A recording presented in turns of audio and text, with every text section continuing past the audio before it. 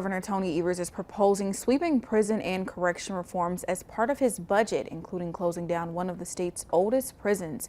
Our State Capitol Bureau Chief Vanessa Kilson breaks down the governor's goals and the costs that come with it. Governor Tony Evers is proposing what he calls a series of domino investments in Wisconsin's correctional infrastructure, including closing the Green Bay Correctional Institution and completely renovating the Waupun Correctional Facility. Unlike red and blue states across our country, Wisconsin has refused to move our approach to corrections into the 21st century. Originally built in the 19th century, the Evers administration hopes to close Green Bay Correctional Institution by 2029.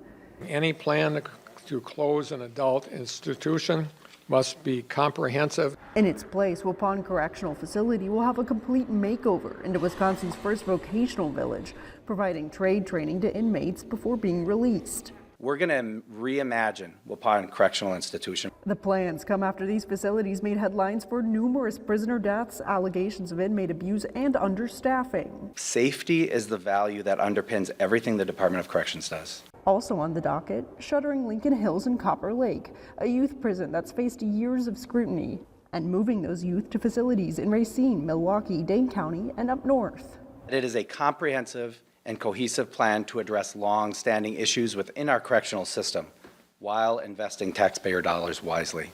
The price tag that comes with all of this, it comes out to about $500 million. The governor will need Republican support to get his plan approved. He's delivering his budget address at the state capitol at 7 p.m. on Tuesday, kicking off the start of the budget battle.